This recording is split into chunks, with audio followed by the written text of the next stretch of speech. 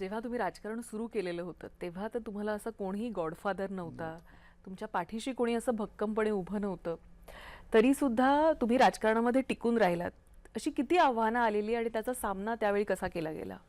मला आता आठवते 2009 मध्ये जेव्हा मी उभा होतो तेव्हा त्या ठिकाणी पाहिलं की ज्या व्यक्तीला मी पाडलं, ज्या व्यक्तीसमोर मी उभा होतो ते गृहमंत्र्यांचे PS होते आणि त्यावेळेस पाहिलं मी की त्यांच्यावर पूर्ण पोलीस यंत्रणा, जेवढे क्रिमिनल ग्रुप, सगळे ग्रुप त्यांच्याकडे होते आणि मी एकदम नवीन होतो आणि पाहत होतो की अनेक ठिकाणी प्रचाराला मी जात होतो तर माझ्या प्रचार उधळून काढत होते.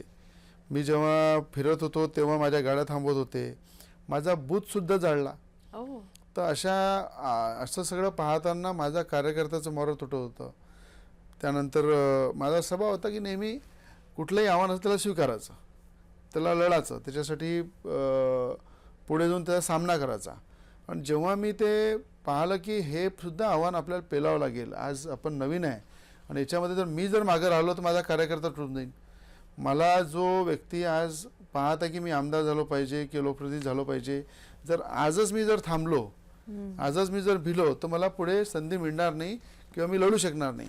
तर असे आव्हानं आले त्या काळामध्ये की मोठ्या प्रमाणात उभं राहताना सुद्धा माझ्या फॉर्मपासून रिजेक्ट करण्यापासून तर माझ्यावर अनेक केसेस, अनेक खोटे गुन्हे दाखल झाले.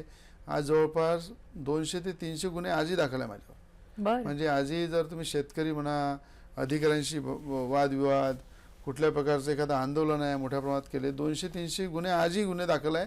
आजही आम्ही कोर्टामध्ये जातो. कार्यकर्ता जेव्हा कोर्टात जातो 100-200 कार्यकर्ता सोबत असतात की त्यांच्या त्याच्यावरही गुन्हे चालू आहे. तर म्हणून या सगळ्या संघर्षातून 2009चं इलेक्शन मी लढलो. मग त्यातून मोठ्या प्रमाणात जनतेमध्ये राहणं, जनता दरबार घेणं.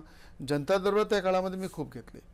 म्हणजे प्रत्येक विभागाच्या अधिकाऱ्यांना बोलून गावागावामध्ये जाऊन, शहरामध्ये वेगवेगळ्या प्रभागामध्ये जाऊन जनतेसमोर अधिकाऱ्यांना उभं करणं आणि जनता एका साईडला ठेवणं, अशा प्रकारचे जनता दरबार करून रोखठोक त्या ठिकाणी अनेक लोकांना न्याय मिळवून दिला.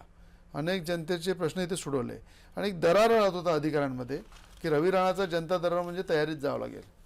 मग अशा पद्धतीनं खूप ग्राउंड लेवलचे कामं केले, ग्राउंड लोकांना न्याय दिला.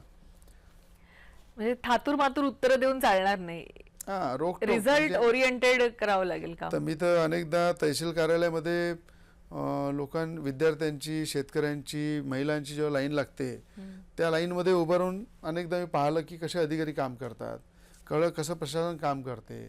आणि अनेकदा तहसील पटवारी ऑफिसमध्ये, छोट्या छोट्या अधिकाऱ्यांच्या ऑफिसमध्ये जाऊन सुद्धा अशा बैठकी घेतल्या की तिथली गर्दी जी आहे ते शून्य करण्याचं काम केलं, लोकांना न्याय देण्याचं काम.